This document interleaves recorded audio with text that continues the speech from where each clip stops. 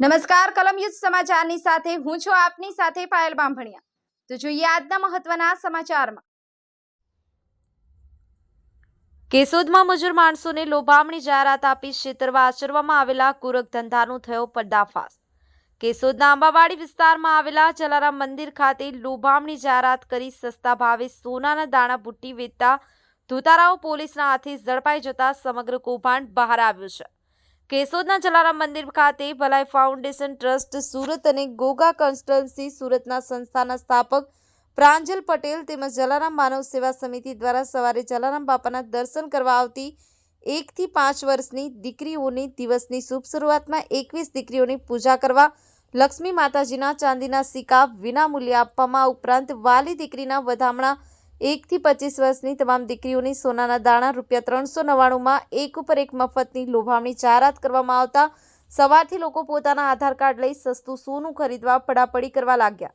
ત્યારે કેશોદની સોની બજારમાં SG silver નામની દુકાન ધરાવતા જીતેશભાઈ જગજીવનભાઈ પેડાની દુકાને આવેલા ગ્રાહકની સમગ્ર હકીકતની માહિતી આપતા જીતેશભાઈ જગજીવનભાઈ પેડા સોની જલારામ મંદિર ખાતે ગ્રાહકના સ્વાગમાં જઈ સોનાના દાણાની બુટ્ટી લાવી સિદ્ધનાથ ટચ એન્ડ રિફાઇનરીમાં તપાસ કરતા સોનાની માત્ર 7 કેરેટ મળી આવેલ જે 2 દાણામાંથી 67 મિલીગ્રામ સોનું નીકળ્યું હતું, જેની બજાર કિંમત માત્ર ₹150 આંકી શકાય, જેથી ₹399માં સોનાના 2 દાણા વેચવામાં આવતા હતા, જે ખરેખર ₹150ની કિંમત ના હોય। કેશોદવાસીઓ છેતરપિંડીનો ભોગ બનતા અટકાવવા સુવર્ણ અલંકાર વેપારી એસોસિએશનના પ્રમુખ દિલીપભાઈ લોઢિયાને જાણ કરતા કેશોદ પોલીસ વિભાગના ડીવાયએસપી BC ઠક્કર અને પોલીસ ઇન્સ્પેક્ટર PA જાદવના ધ્યાને મૂકતા તરત જ કેશોદ પોલીસ સ્ટેશનના પોલીસ હેડ કોન્સ્ટેબલ પર્દાફાશ કરવામાં આવ્યો। સંવાદદાતા હર્ષ કલમ યુદ્ધ સમાચાર કેશોદ। જસાભાઈ હલાભાઈ કરમટા અમે આ યોજના દાણા લેવા ગયા દીકરી માટે, દાણા ખોટા નીકળ્યા, બતાડ્યા હતા ક્યાંક પણ કોની પાસે કેટલા રૂપિયામાં દાણા લેવામાં આવતા? ₹400 ₹800 છેતરપિંડી કરી છે આ લોકોએ અમારા માથે, ગરીબ માણા માથે, બધાય માથે। હવે કેટલા લોકો દાણા લઈ ગયા? હવે તો જાજા લઈ ગયા ભાઈ, મતલબ સોનાના નથી એમ ને? ખોટા છે, ખોટા સોનાનું પાણી ચડાવેલા છે। તમારી હવે શું માંગ છે? હવે માંગણીના કહેવાથી કેસ કરવો છે મારે, બરોબર ને? સુવર્ણકાર એસોસિએશન પ્રમુખ દિલીપ લોઢિયા।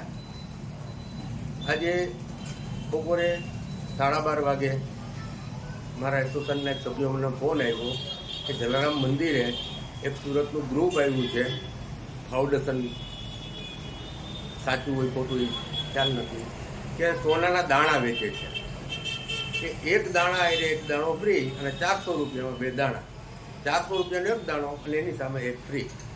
તો અમે ત્યાં જઈને ચેક કર્યું તો એની માત્રા, ગુણવત્તા સોનાની બિલકુલ ઓછી હતી ને ખાલી 30% દાણા હતા। અને એક આ લોભામણી જાહેરાત આપી આ ફાઉન્ડેશનવાળા અનેક જગ્યાએ આવી છેતરપિંડી કરી છે। અને અમે એ સોનાના દાણા લઈ અને અમે એની લેબોરેટરી કરતા એની માત્રા ખાલી 100માંથી 30% નીકળી અને એનું વજન પણ ખાલી 650 મિલી 2 દાણાનો હતો। તો એની કિંમત અડધાથી 160 થી 65 રૂપિયા કિંમત થઈને ₹400ના લોભામણી જાહેરાતમાં દાણાના પૈસા વસૂલ કરતા હતા। તો તત્વરે આ લોકોને ખુલ્લા પાડી આ છેતરપિંડી, નાના માણસો આ શિકાર ન બને, આનો ભોગ ના બને એવું અમે પોલીસને ધ્યાન દોર્યું। પોલીસ આવી અને આ લોકોને લઈ ગયા છે અને આગળની કાર્યવાહી ચાલુ છે પોલીસ દ્વારા।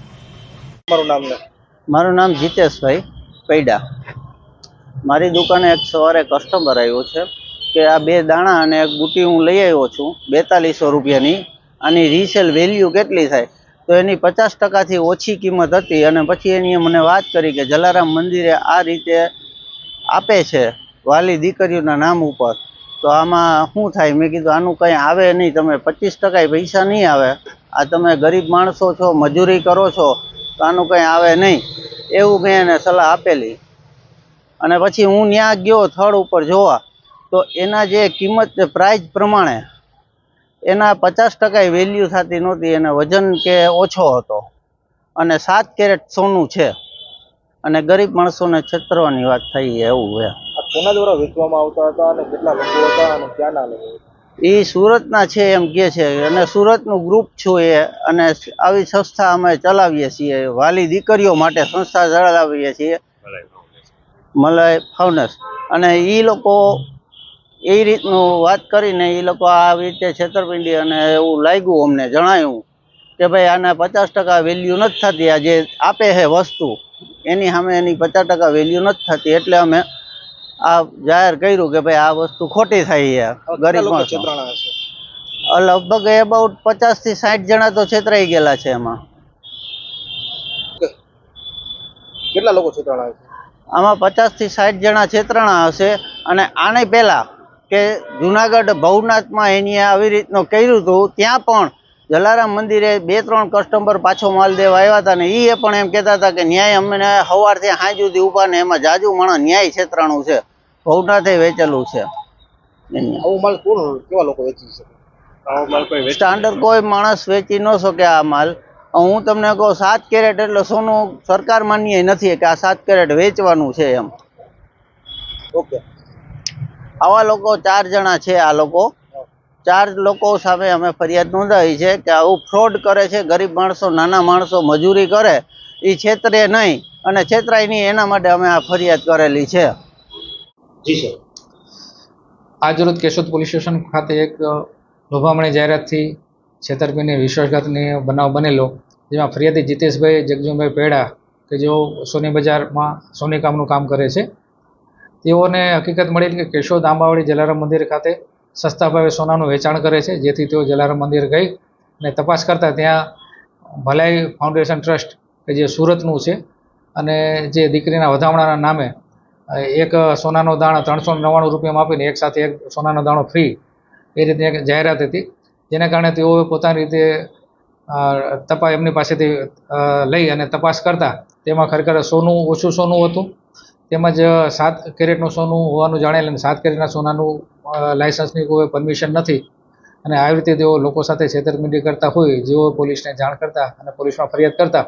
હાલમાં 4 આરોપી છે તેઓ વિરુદ્ધ ફરિયાદ આપેલી છે, જેમાં એક આરોપી સંદીપ દેવરાજભાઈ માણિયા, ખુશાલ દેવરાજભાઈ માણિયા, દેવરાજ અરજણભાઈ માણિયા અને વિજય વીરભાઈ કુકડિયા કે જેઓ 4 સુરત ખાતેના રહીશો છે, જેઓને અત્રે પોલીસ સ્ટેશન લાવી પૂછપરછ કરેલ છે અને ફરિયાદીના ફરિયાદના આધારે ગુનો દાખલ કરી આગળની તપાસ હાથ ધરેલી છે.